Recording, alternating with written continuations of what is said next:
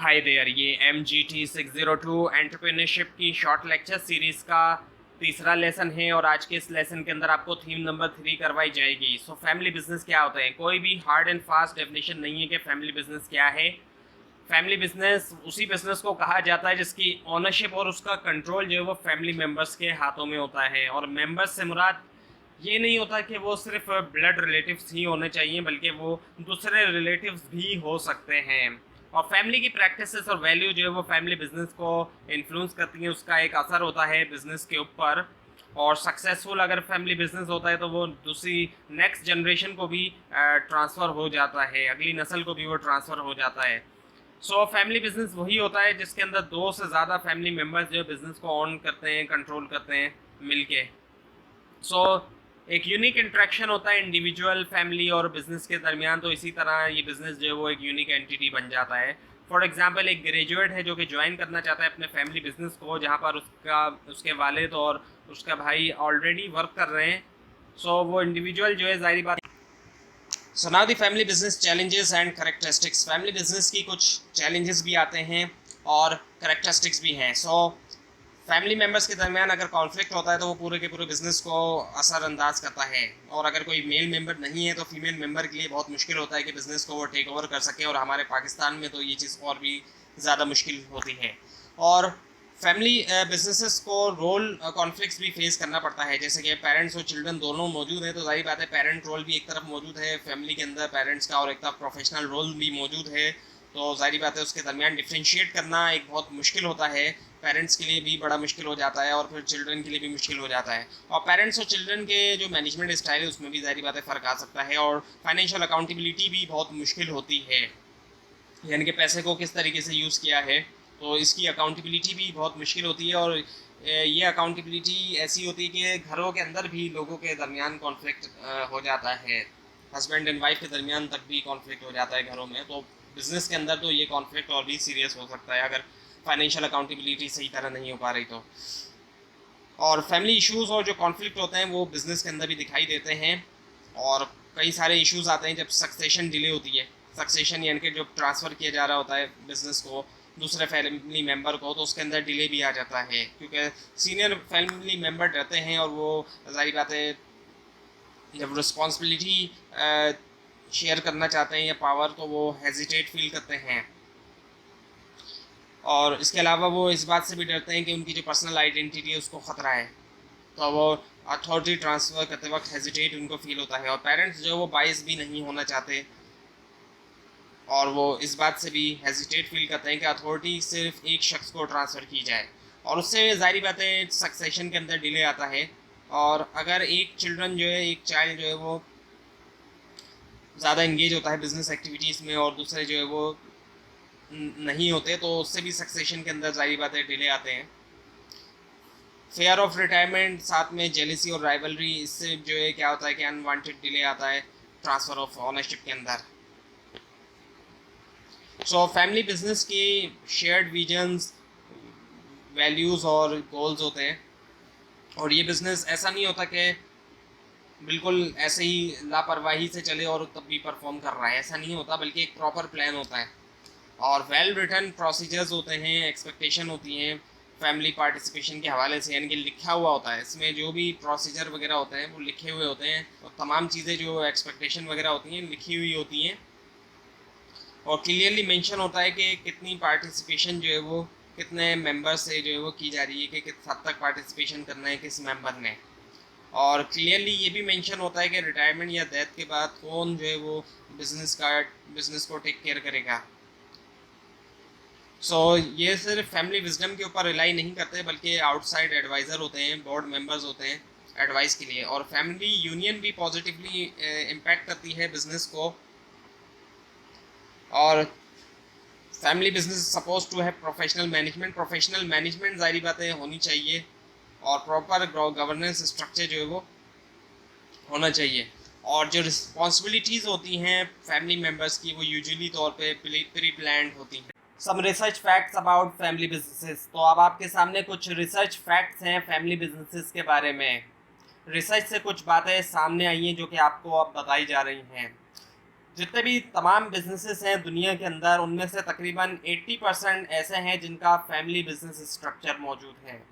और ये रेशियो अगर हम देखें डेवलपिंग कंट्रीज़ और डेवलप कंट्रीज़ दोनों के दरमियान तकरीबन सेम है। ऐसा नहीं है कि डेवलप कंट्रीज़ या डेवलपिंग कंट्रीज़ में से किसी एक जगह ऐसा होता है, दोनों जगह यही होता है, डेवलपिंग कंट्रीज़ हो चाहे डेवलप कंट्रीज़ हो। और फैमिली बिजनेस जो होता है ये पेरेंट्स के साथ भी हो सकता है या किसी दूसरे ब्लड रिलेशन के साथ भी हो सकता है। अगर हम किसी सक्सेसफुल ब्रांड के बारे में रिसर्च करें तो हमें पता चलता है कि उसका जो बैकग्राउंड होता है वो फैमिली बिजनेस का होता है। और जनरली ये कहा जाता है कि 30% से ज़्यादा फैमिली बिजनेस जो है वो ट्रांसफ़र नहीं हो पाते नेक्स्ट जनरेशन को, अगली जो नस्ल है उस तक ट्रांसफ़र नहीं हो पाते 30% से ज़्यादा बिजनेस। और 10 से 15% तक यूजुअली जो है वो तीसरी जनरेशन तक ट्रांसफ़र होते हैं। और सिर्फ 2 से 4% वो बिज़नेस होते हैं जो चौथी जनरेशन तक ट्रांसफ़र हो पाते हैं। सो अगर हम लोकली देखें अपने मुल्क के अंदर और शहरों के अंदर, अगर आप देखें दुकानों को देखें और बहुत सी जगहों को देखें जिसके अंदर स्वीट्स वालों को आप देखें, ज्वेलरी वालों को देखें और दूसरे पॉपुलर बिजनेस को अगर आप देखेंगे जो पॉपुलर हैं, जो बहुत ही मशहूर बिजनेस है, तो उनको आप देखेंगे तो फैमिली ऑन बिजनेस होंगे, नस्ली तौर पे वो बिजनेस जो है वो चल रहे होंगे। उसके बाद है फिर फैमिली कंसर्न्स और बिजनेस कंसर्न। जब कारोबार होता है तो फैमिली बिजनेस जब होता है तो जाहिर बात है एक तरफ फैमिली का कंसर्न अलग है और बिजनेस कंसर्न अलग है। फैमिली की कई चीज़ें होती हैं तो बिजनेस की भी कई चीज़ें होती हैं।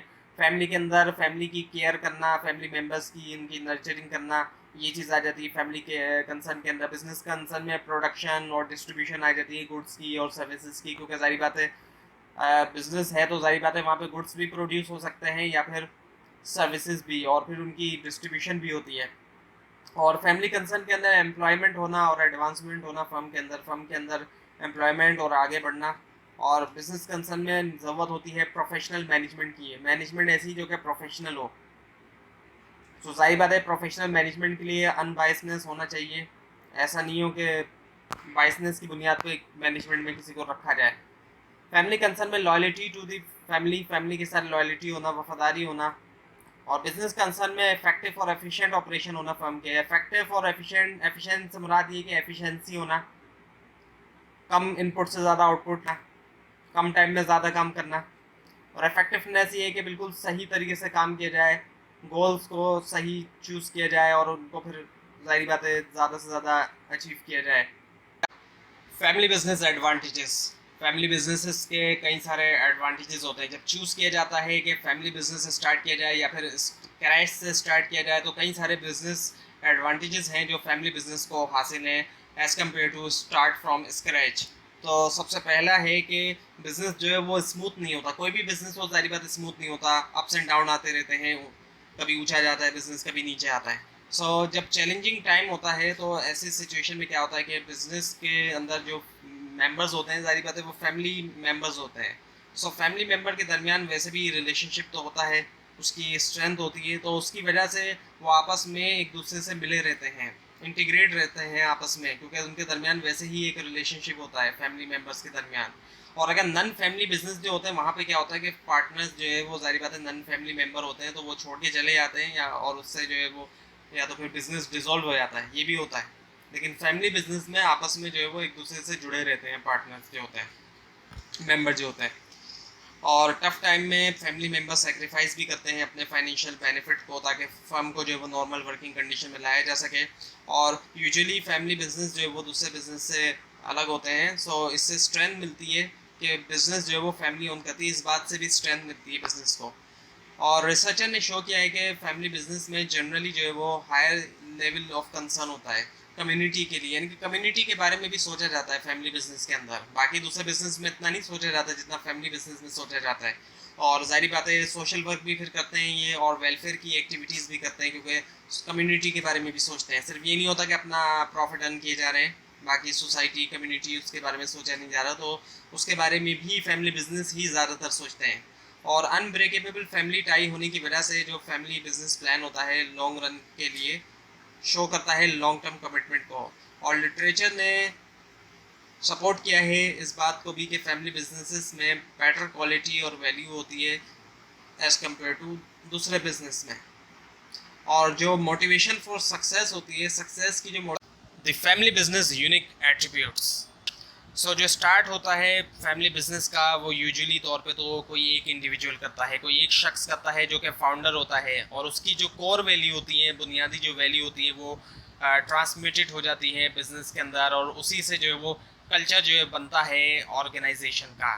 सो जो फाउंडिंग मेंबर होता है बिजनेस का, उसका एक डीप इम्पैक्ट होता है कल्चर के ऊपर, एक उसकी छाप होती है एक तरह से। सो जाहिर बात है जब जो बिज़नेस फाउंडर होता है उसने बनाया होता है बिज़नेस को, तो उसका एक गहरा असर होता है बिज़नेस के अंदर, और वो रिफ्लेक्ट करता है फाउंडर की पर्सनैलिटी को और वैल्यू को। इवन कि अगर बिज़नेस जो है वो ट्रांसफ़र हो जाता है थर्ड या फोर्थ जनरेशन तक भी। सो इन वैल्यूज़ की अगर हम देखें तो जनरली इन वैल्यूज़ के अंदर जो है वो म्यूचुअल रिस्पेक्ट शामिल है, इंटीग्रिटी शामिल है, वाइज यूज़ ऑफ रिसोर्सेज का, यानी कि अक्लमंद तरीके से इस्तेमाल करना। इसके अलावा फ़न भी इसमें आ जाता है, पर्सनल रिस्पॉन्सिबिलिटी भी आ जाता है। और ये वैल्यूज़ ऐसी होती हैं कि नन फैमिली मेम्बर्स जो होते हैं, जो फैमिली का हिस्सा नहीं होते और होते बिजनेस में, वो भी एग्जीक्यूट कर रहे होते हैं इन वैल्यूज़ को दिखा रहे होते हैं वो भी। सो 4 तरह की कमिटमेंट होती हैं जो कि अफेक्ट करती हैं फैमिली बिजनेस को। पहली कमिटमेंट है डिज़ायर्ड बेस्ड। इसका मतलब ये होता है डिज़ायर के साथ कमिटमेंट करना, खुशी के साथ। और उसके बाद है फिर ऑब्लिगेशन बेस्ड कमिटमेंट, यानी कि सेंस ऑफ रिस्पॉन्सिबिलिटी होती है जो कि कमिट रखती है बिजनेस के साथ। उसके बाद होती है फिर नीड बेस्ड कमिटमेंट, यानी कि ये ज़रूरत का मामला भी है। और कॉस्ट बेस्ड कमिटमेंट, कि अगर हम कमिटेड नहीं होंगे तो उसकी हमें एक तरह से कॉस्ट देनी पड़ेगी। तो तमाम ये कमिटमेंट्स जो है वो अफेक्ट करती हैं और टर्नओवर को भी और परफॉर्मेंस को भी फैमिली बिजनेस की। अगर फैमिली मेम्बर्स जो है वो जाहिर बात है इन कमिटमेंट्स को शो नहीं करते, और कोई मेंबर अगर इग्नोर कर देता है इनमें से किसी भी कमिटमेंट को, तो जाहिर बात है उसका मतलब ये है कि टर्नओवर जो है वो होगा और उस बिजनेस की परफॉर्मेंस को भी अफेक्ट होगा। So let's see what are the best practices for managing the business. कुछ बेस्ट प्रैक्टिसेस हैं बिजनेस को मैनेज करने की, और कैसे जो है वो कॉन्फ्लिक्ट जो है वो रिजॉल्व होता है फैमिली बिजनेस के अंदर। सो न्यू थिंकिंग को एनकरेज करना चाहिए, न्यू थिंकिंग को प्रमोट करना चाहिए फैमिली बिजनेस के अंदर, ताकि इनर्शिया से बचा जा सके। क्योंकि इनर्शिया अगर होगा तो उससे क्या होगा कि बिजनेस जो है वो कंपैटिबल नहीं रहेगा चेंजिंग एनवायरनमेंट के साथ। जो एनवायरनमेंट चेंज हो रहा है उसके मुताबिक नहीं रहेगा बिजनेस, उसके मुताबिक एडजस्ट नहीं हो पाएगा। और लाजमी जो है वो इनपुट लेना चाहिए नन फैमिली मेम्बर्स का बिजनेस के अंदर। सिर्फ फैमिली मेम्बर्स की ही बात को सुना ना जाए, बल्कि जो नन फैमिली मेम्बर्स हैं उनकी भी बात सुनी जाए किसी भी मसले के अंदर। और एक्सीलेंट मैनेजर्स को हायर किया जाए। ये ना हो कि फैमिली मेम्बर्स को सिर्फ हायर कर लिया एज अ मैनेजर, बल्कि जो भी अच्छे मैनेजर हैं उनको हायर किया जाए, उनकी काबिलियत की बुनियाद पर हायर किया जाए। जो मैनेज कर सकते हैं, जिनके अंदर मैनेजरियल एबिलिटीज़ मौजूद हैं, उनको हायर किया जाए, मेरिट बुनियाद के ऊपर जो है वो हायर किया जाए। क्योंकि अगर ऐसा नहीं होगा तो फिर उसके नतीजे भी वैसे ही भयानक होंगे। और ऑर्गेनाइजेशनल इन्वायरमेंट जो है उसको फ्लेक्सिबल और क्रिएटिव जो है बनाया जाए, और उससे फ़ायदा जाहिर बात है बिजनेस को ही होगा। और ना सिर्फ कैपिटल क्रिएट किया जाए, कंजर्व भी किया जाए। और कैपिटल से मुराद जो है वो ह्यूमन कैपिटल और नॉन ह्यूमन कैपिटल, दोनों कैपिटल की बात है। क्रिएट किया जाए और कंजर्व किया जाए कैपिटल को। और सक्सेशन प्लान जो है वो टाइम पे होना चाहिए, टाइम पे सक्सेशन प्लान होना चाहिए कि इनके बिजनेस जो है वो किस फैमिली मेम्बर को ट्रांसफ़र किया जाएगा। तो ये जो सक्सेशन प्लान है ये वक्त पे हो जाना चाहिए। सो हर फैमिली बिजनेस की कोई ना कोई जाहिर बात है यूनिकनेस होती है, और इस यूनिक एडवांटेज को जो है जाहिर बात है बरकरार रखना चाहिए और उसको एक्सप्लॉइट करना चाहिए। सो सक्सेशन प्लान जो the family business successful succession. So successful succession किस तरीके से होती है? पेरेंट्स को कुछ क्वेश्चंस जो है वो जहन में रखने चाहिए सक्सेशन के लिए। कि पहला ये कि does my child possesses the temperament and ability. क्या जो चाइल्ड है उसके पास टेम्परामेंट और एबिलिटी है, वो काबिलियत है जो कि ज़रूरी है बिज़नेस लीडरशिप के लिए। और कैसे चाइल्ड को मोटिवेट किया जाए कि वो हिस्सा ले सके और इंटरेस्ट ले सके बिज़नेस में, और किस तरह की एजुकेशन और कैपेबिलिटी, इनकी काबिलियत जो है वो मदद करेगी बिज़नेस का हिस्सा बनने में, और किस वक्त जो है वो इंगेज किया जाए चाइल्ड को, बच्चों को बिज़नेस के अंदर, और क्या उनको ट्रेनिंग भी देना चाहिए, और किस तरीके से प्रिवेंट किया जाए फेवरेटिज़म को किस तरीके से रोका जाए। सो ये कुछ क्वेश्चंस हैं। और एक और इशू होता है फैमिली बिजनेस के अंदर, और वो होता है कि कॉन्फ्लिक्ट हो जाता है फैमिली मेंबर्स के दरमियान। और जाहिर बात है अगर कॉन्फ्लिक्ट की बात करें तो वो फैमिली बिजनेस हो या नॉन फैमिली बिजनेस हो, तमाम बिजनेसेस में होता है, लाजमी कॉन्फ्लिक्ट होता है, क्योंकि जहाँ पे लोग होते हैं तो कॉन्फ्लिक्ट होता है, क्लैश हो सकता है आपस में। लोगों के जाहिर बात है ओपिनियंस डिफरेंट होते हैं, और लोगों के जाहिर बातें इख्तलाफात होते हैं, और इख्तलाफात होना कोई मसला नहीं है। तो कॉन्फ्लिक्ट तो रियलिटी है असल में, लेकिन जाहिर बात है असल चीज़ है उन कॉन्फ्लिक्ट को सुलझाया जाए। असल काबिलियत ये इंसान की कि उसको सुलझाया जाए। सो एक्सपर्ट्स कुछ सजेशन देते हैं, और वो ये है कि फैमिली बिजनेस के अंदर फैमिली गैदरिंग जो है वो अरेंज की जाए, और ये बिजनेस एनवायरनमेंट से कहीं किसी दूर जगह पर हो, किसी रिमोट एरिया में हो, शहर से कहीं दूर हो, जहाँ पर मैटर डिस्कस किए जाएँ। दूसरा सजेशन ये देते हैं कि फैमिली बिजनेस काउंसिल बना लेनी चाहिए, ताकि वो इस तरह के मसलों को और जो भी कॉन्फ्लिक्ट हैं उसको रिजॉल्व करें, उनको हल करें, आपस में हारमोनी जो है वो क्रिएट करें। एक कॉन्स्टिट्यूशन बना लें जो कि प्रिंसिपल्स हों जिसके अंदर, और वो गाइड का काम करे, उससे गाइड मिले। और सजेशन जो है वो, ये तमाम सजेशन गारंटी तो नहीं देते कि बिज़नेस सक्सेस होगा, लेकिन ये जो है वो बिज़नेस को स्मूथ फ्लो के अंदर मदद करते हैं। यानी कि बिज़नेस जो है जाहिर बात है काफ़ी सारे जितने भी कॉन्फ्लिक्ट के जितने भी इश्यूज़ हैं उसको रिजॉल्व करने में मदद मिलेगी, इससे काफ़ी सारे मसले जो है वो हल हो जाएंगे। सो एक दूसरा चैलेंज ये भी आता है कि कई साल गुजरने के बाद बिज़नेस के अंदर फैमिली मेम्बर और नॉन फैमिली मेम्बर के दरमियान एक तरह का कंपटीशन हो जाता है। सो उसका हल ये कि कुछ पोजीशंस जो है एडवांस में फैमिली मेम्बर के लिए रिजर्व कर लेनी चाहिए। अच्छा, सक्सेशन है क्या चीज़? सक्सेशन के बारे में आपको पहले भी बताया जा चुका है। सक्सेशन का मतलब ये होता है कि ऑनरशिप जो है फैमिली बिजनेस की नई जनरेशन को, दूसरी जनरेशन को एक्चुअली ट्रांसफ़र की जाए। दूसरी जनरेशन को जब ऑनरशिप ट्रांसफ़र की जाती है उसको हम सक्सेशन कहते हैं। सो कंडीशंस हैं कुछ जो कि फैमिली बिजनेस की सक्सेशन को आसान बना देती हैं। अगर वो कंडीशन होंगी, आसान बन जाती है। अगर बिज़नेस जो है वो साउंड है और प्रॉफिटेबल है तो उससे भी आसान हो जाता है, और स्टेबल और हेल्थी रिलेशनशिप है फैमिली मेम्बर्स के दरमियान, और पॉजिटिव और एटीट्यूड है, फैमिली लीडरशिप का और टीम ओरिएंटेड रुझान है। और एक अहम चीज़ ये कि कभी भी जो है वो प्रेशराइज नहीं किया जाए नई जनरेशन को कि वो हिस्सा लें, फोर्स ना किया जाए, और हमेशा जो है वो डिस्कस किया जाए, be open to discuss family issues. और इन सब के अलावा कुछ और चीज़ें जो जहन में रखनी चाहिए कि न्यू जनरेशन को प्रॉपरली गाइड किया जाए, मेंटोर किया जाए, उनकी कोचिंग की जाए, उनकी ट्रेनिंग की जाए, ताकि वो इफ़ेक्टिव हिस्सा बन सके फैमिली बिजनेस का। सो 5 सक्सेशन, बिजनेस सक्सेशन के 5 स्टेजेस हैं। 5 स्टेजेस जो है वो, पहला स्टेज ये है कि प्री बिजनेस इन्वॉल्वमेंट होनी चाहिए, यानी कि स्मॉल टास्क दिए जाएं, समर वेकेशन वगैरह में बच्चों को ले जाया जाए और उनको जो है जाहिर बात है स्मॉल टास्क दिए जाएं, स्मॉल असाइनमेंट दिए जाए, छोटे छोटे उनको काम दिया जाए। और उनकी फिर दूसरा स्टेज ये है कि उनकी सूटेबल एजुकेशन दी जाए, जो भी बिज़नेस से रिलेटेड एजुकेशन है तो उनको जाहिर बात है वो दी जाए। अब अगर एक तरफ डॉक्टर्स इंजीनियर्स बना रहे हैं पेरेंट्स, तो दूसरी तरफ जो है ये चाह रहे हैं कि वो बिज़नेस का भी हिस्सा बन जाए, तो ऐसा बड़ा मुश्किल होता है। सो एजुकेशन भी उनको जो है जाहिर बात है सूटेबल दी जाए, और फिर ये देखा जाए कि वो जो है कॉम्पिटेंस हैं या नहीं, वो इतने काबिल हो चुके हैं या नहीं हो चुके हैं, और जाहिर बात है हो चुके हैं तो उसके बाद फिर फॉर्मली जो है बिज़नेस को ज्वाइन करें वो, और उसके बाद फिर सक्सेशन भी डिक्लेयर कर दी जाए कि अब बिज़नेस जो है वो कहाँ किसको ट्रांसफ़र किया जा रहा है। सो जब ट्रांसफ़र किया जाता है तो कुछ चीज़ें जो है वो जहन में रखनी चाहिए। So who will inherit the firm, कौन जो है वो इनहेरिट करेगा फर्म को और कब। सो 2 सेपरेट पॉइंट ये हैं कि जॉब देना फैमिली मेम्बर को फैमिली बिजनेस में एक अलग चीज़ है, और ऑनरशिप जो ट्रांसफ़र की जाती है फॉर्मली वो एक अलग चीज़ है। तो ये दोनों अलग चीज़ें हैं। और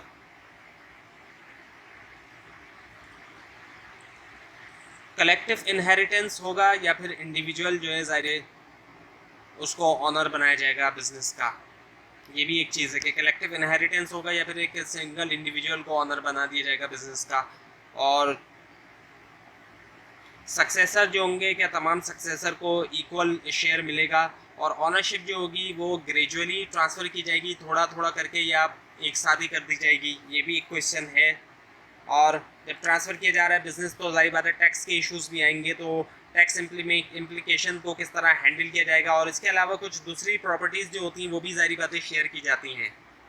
सो तमाम ये क्वेश्चन जो है ज़ाहिर बात है इनको एहतियात के साथ इनको डील किया जाए, क्योंकि ये बहुत क्रूशल हैं स्मूथ ऑनरशिप ट्रांसफ़र के लिए नेक्स्ट जनरेशन को। Now the family business teams. Family business के अंदर कुछ टीम्स होती हैं जो कि आपके सामने यहाँ पर मौजूद हैं। सो पहली टीम होती है हस्बैंड वाइफ टीम। ये जो टीम है ये हमारे कंट्री में तो खैर बहुत कम है, बाकी दूसरे कंट्रीज़ के अंदर ज़्यादा है। यहाँ पर कुछ सर्विस सेक्टर्स ऐसे हैं जहाँ पर ये टीम आपको देखने में मिलेगी, जैसे कि प्राइवेट स्कूल्स हैं, वहाँ पर इस तरह की टीम्स आप देखेंगे, हस्बैंड वाइफ की टीम जो है।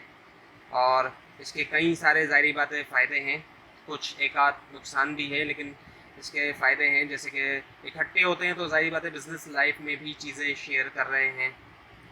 और अगर फैमिली में मसला हो तो बिज़नेस को उसका असर पड़ता है, ये एक इशू भी है कि बिज़नेस पे भी असर पड़ेगा ज़ाहिर बात है अगर फैमिली में मसला आता है। और काम ज़्यादा होने की वजह से फैमिली के लिए टाइम नहीं मिलता, ये भी एक इशू आता है, लेकिन रिस्पॉन्सिबिलिटी जो है वो शेयर हो जाती है। इसके बाद जो दूसरी टीम है वो है sons and daughter team. Son and daughter हैं तो सारी बात है ये आपस में सिबलिंग होते हैं, बहन भाई होते हैं, लेकिन इसमें होता क्या है कि इनकी प्रेफरेंस जो है वो वेरी कर सकती है, उसमें जो है ज़ाहिर बात है फ़र्क आ सकता है और वो डिफरेंट हो सकती है बिज़नेस से, और क्वालिफ़िकेशन भी डिफरेंट हो सकती है बिज़नेस रिक्वायरमेंट से। और ये भी पॉसिबल हो सकता है कि ये इतने काबिल ना हो कि बिज़नेस के जो भी मामला हैं उनके साथ डील कर सकें, या फिर फैमिली बिज़नेस के अंदर इंटरेस्ट भी ना हो। सो दो पॉसिबिलिटीज़ आती हैं जब ये ज्वाइन करते हैं बिज़नेस को, या तो ये एक दूसरे के साथ कोऑपरेशन करेंगे, मिलके काम करेंगे, या फिर आपस में ही एक दूसरे के साथ कॉम्पीट करने लग जाएंगे, मुकाबला करने लग जाएंगे और राइवल बन जाएंगे, एक दूसरे के मुखालिफ बन जाएंगे। और इसके अलावा फैमिली मेम्बर के अंदर इन लॉज भी आ जाते हैं। इन लॉज भी फैमिली बिज़नेस को जो है वो ज्वाइन कर लेते हैं। लेकिन जब बात इन लॉज की होती है तो एक बड़ी अहम चीज़ ये कि क्या वो इतने कॉम्पिटेंट भी हैं या नहीं, क्या वो इतने काबिल भी हैं या नहीं, वो आ तो रहे हैं फैमिली बिजनेस में, तो क्या वो भी कॉम्पिटेंट हैं या नहीं हैं। तो ये थी आज की वीडियो जिसके अंदर आपको थीम नंबर 3 करवाई गई MGT 602 की। आपको इस बारे में कोई क्वेश्चन है नीचे कमेंट कीजिए, और ये स्लाइड आप नीचे डिस्क्रिप्शन बॉक्स में दिए गए लिंक से हासिल कर सकते हैं, लेकिन अगर आपको लिंक ना मिले इसके लिए आप नीचे कमेंट कीजिए, और इस पूरी सीरीज़ को देखने के लिए इस चैनल को सब्सक्राइब कीजिए, बेल आइकन के ऊपर क्लिक कीजिए। Thanks for watching this video and best of luck for your exams.